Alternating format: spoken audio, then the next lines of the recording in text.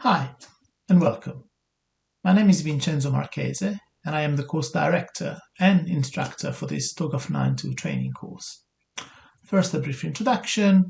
Although I have a strong technical background, I have spent the past 15 years of my career doing enterprise architecture. That means leading enterprise architecture teams and establishing enterprise architecture practices in large, complex organizations. This is important because with this course, what I will do is not only give you the essential knowledge that you need to pass the exam and become TOGAF 9.2 certified, but also to be able to tailor, deploy, and adopt TOGAF successfully in your organizations. I also hope to be able to give you an additional tool in your toolbox as an architect and help you to be even more successful and progress your career as an enterprise architect. One of the key themes that will run throughout the course is the fact that enterprise architecture does not and should not live in isolation within the enterprise. There are some business capabilities that don't require an enterprise architecture for the firm to be successful, but many do, especially as organizationally increasingly are becoming digitalized. And for many of these capabilities, having a effective and efficient enterprise architecture capabilities is key to the success of the organization. We will go through when an enterprise architecture capability delivers value to the firm, and when so, should an architecture framework contribute to that, and is TOGAF the right framework? I also want to spend a few minutes to go through what are the key elements of TOGAF. The TOGAF 9.2 standard is structured in 6 individual parts, and this to some degree also reflects the structure of the training course itself. The first part is introduction, and this will go through the key concepts and key terms that are then used throughout the standard and the course. This is important because I've seen in many organizations the lack of a common terminology hinders the success of the enterprise architecture practice. Part 2 is really the core of TOGAF. This is the architecture development method. This is the step-by-step approach to develop an architecture and deploy it in the firm. I think of this as being composed of 3 different parts.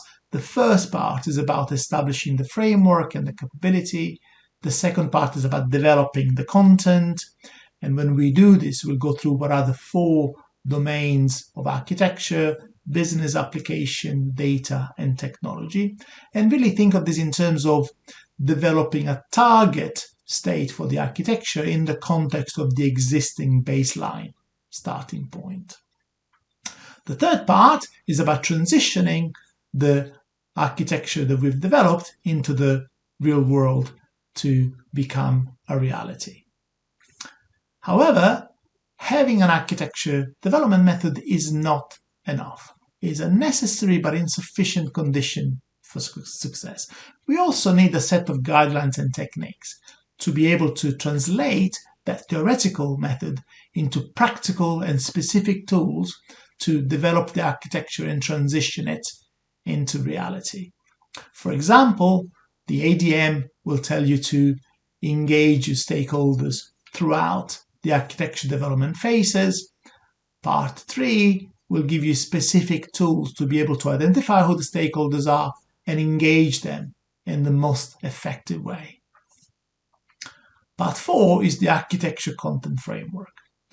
This is really what the output looks like.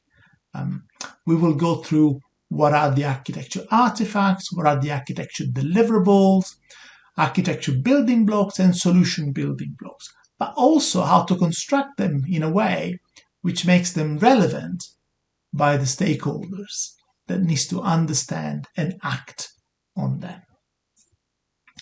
Part 5 is the enterprise continuum and tools.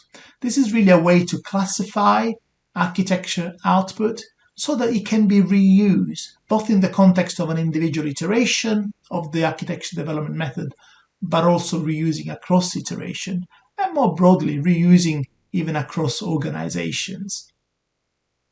Finally, part 6 is the architecture capability framework. This will go through what are the architectural roles within an architecture team, and for each role, what are the relevant skills and to what level of depth those skills should be considered. We will also go through the concept of architecture maturity, how to assess the maturity in architecture, and how to evolve it over time to reach a level of maturity that your organization requires. Finally, it's important to note that although these 6 parts are important individually and can be tailored and adopted individually, it's really important to understand that to make the most of TOGAF, we need to ensure that these parts interact and interoperate to create a whole ecosystem of enterprise architecture which can deliver value to the enterprise.